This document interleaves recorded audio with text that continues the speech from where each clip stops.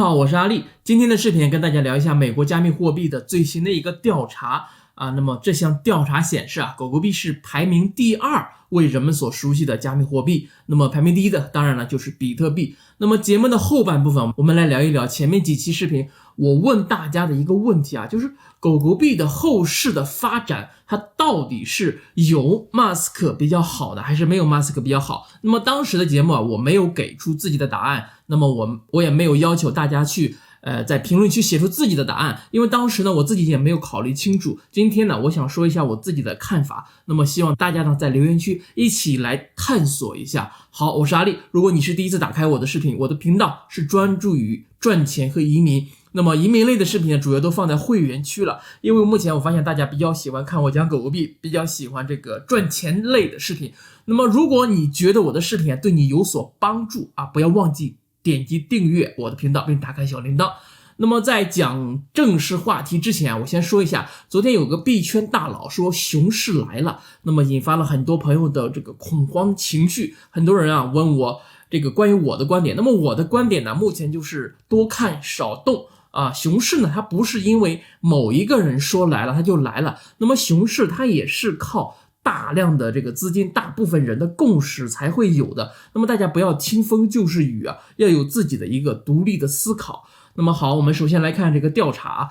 啊，美国一个叫哈里斯伯尔还有这个 Coupon Carbon 他们联合进行了一项调查。那么这项调查就是问美国人有关加密货币的这些东西啊。那么调查显示，美国居民中啊有 29% 的人是知道狗狗币的，知道以太坊的呢只有 21%。那么该研究还显示啊 98% 的受访者已经听说过加密货币啊，这是个什么东西了。那么其中 71% 的人表示他们已经知道比特币了。那么目前为止啊，这个显示狗狗币是所有数字资产中第2最知名的加密货币。那么这项调查能够说明什么呢？说明狗狗币在美国的人群当中啊，它已经属于比较流行的一个状态了。为什么这么说呢？那么大家都知道，美国上一任的总统 Donald Trump 他在下台之前的支持率只有 34%， 所以说狗狗币的 29% 的这个认知率啊已经是非常高了。你想想，一个总统他的支持率才 34%， 当然了，我不是说这个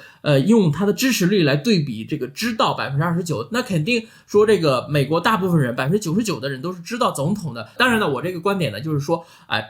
29% 的人已经知道这个东西了，这已经是非常了不起的了啊。那么这个普及程度啊，它还会随着这个主流媒体不断的关注、不断的报道而升高，这对于狗狗币的未来的走势是有很大的一个帮助的。那么大家都知道，美国最大的加密货币交易平台 Coinbase 将会于6月底或者是7月上旬的时候上线狗狗币交易，我们之前也讲过很多次了。那么 Coinbase 呢，目前它有5600万的注册用户，我们之前讲是400万，因为它是在这个去年年底的时候的报告，那么今年第1季度它的报告已经更新了，说有5600万的注册用户。那么目前为止它还会有更多的人加入啊，只是说我们现在这个第2季度的季报还没有出来，没有看到，所以说啊我们只能按照第1季度它披露出来的5600万来讲。那么如果你问我 Coinbase 上线狗狗币它到底意味着什么呢？那么我只能告诉你啊，未来可期啊。那么我今天是不敢讲这个到底我是看高了多少了，因为确实是很多朋友对于这个未来的这个走势，未来的到底到什么点位啊，就是我如果说了一个具体的数字之后，那肯定每个人的理解的程度不一样，他肯定会有各种各样的操作方式的不一样，所以说我以后的这个视频里面还是保守一点比较好啊。那么最近几天这个狗狗币的走势呢，我是不建议大家去追高的。那么这个我们从这个技术层次来看，下降趋势啊仍然是没有走出来，而且呢未来1周之内啊中国的加密货币打压的政策也会有这个确切的消息出来，我们要等这个靴子落地之后才能确认这个利空是否已经出尽。那么利空出尽才会有更好的上升的这个空间。所以说此时此刻任何人告诉你熊市已经来了，牛市已经结束了，或者是牛市没有结束，那么这都是不负责任的啊。那么实话实说，没有人知道真正的未来的走势到底会是什么样子的。那么大家的猜测呢，也只不过是刻舟求剑，他们只不过是参考以前的经验啊。那么但是呢，这个历史不会简单的重复啊，它只是说在不断的变化，不断的更新。那么很多人说啊，这个币圈大佬啊，他说他提醒这个熊市来了，只是提醒一下这个风险。那么我觉得提示风险是提示风险，那么你告诉大家熊市来了，我觉得这个是非常非常不妥的，尤其是这个作为这个公众人物啊，就是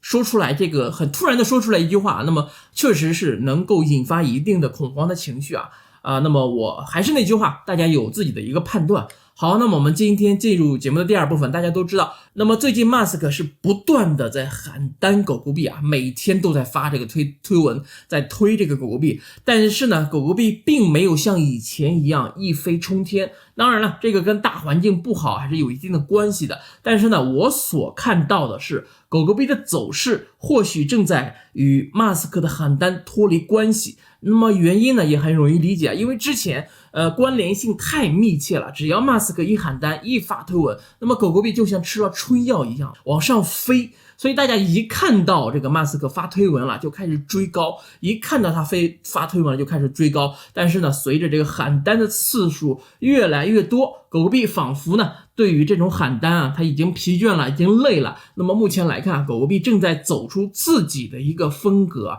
那么这个风格呢正在是趋于脱离马斯克的影响。但是很多朋友会担心，那么狗狗币以后是不是就不行了，就会这个伊隆马斯克不管怎么喊单都不涨了，会不会出现这种情况？其实我认为啊，这样的走势呢才是健康的可持续的。如果说单凭马斯克的喊单才能涨，那么这是不健康的，对吧？那么这个时代它已经过去了，对吧？它之前从这个 0.00 多少啊涨到最高75美分，这已经是100多倍的这个涨幅了啊！我觉得这个时代还是已经过去了，但是这并不代表马斯克的这个对狗狗币的这个使命结束了。那么恰恰相反啊，马斯克对于狗狗币的这个使命啊才是刚刚开始。但是呢，不是指在这个价格的走势的这方面，而是说在实际的应用方面。那么我们也看到了，马斯克最近在呼吁所有人啊，只要是你对狗狗币技术方面有想法，任何的想法都可以在社区进行留言。那么这是在帮助狗狗币在技术方面进行与时俱进的更新。那么我们都知道，比特币的这个技术是已经没有办法更新了，因为只要一更新就会出现这个硬分叉。那么如果狗狗币在未来呢，如果能够进行不断的更新，不断的技术改进的话，那么将会吸引更多的关注。我们都知道这个狗狗币的这个交易的速度啊，以及它这个其他方面的这个技术是一定程度是优于比特币的。所以说这个如果说真的是能够在技术方面进行一定的更新的话，就会吸引更多的这个资金的注入。那么这对于狗狗币的发展来说是有很大的一个想象的空间。好吧，那么我今天可能又吹这个狗狗币了。如果你是第一次听我讲这个狗狗币啊，那么不要因为听我这一期节目你就说all in 了，这是不可取的。你要多了解一下狗狗币的前生今世啊，那么不要盲目跟风。当然了，那么我知道我的观众大部分都是老观众了，那么我跟很多人也成为了好朋友。这段时间啊，大家是靠的一个共同的理念，相互抱团取暖，非常的贴心。那么我们在评论区也看到很多朋友是这个真的是抱着一种非常超前的一种理念，非常超越现实的一种理念，给出了各种各样的温暖啊！大家就是相互的抱团取暖，非常感谢大家的这个一路的陪伴。好，我是阿力，愿你和我共同进步，一起发财 ，peace。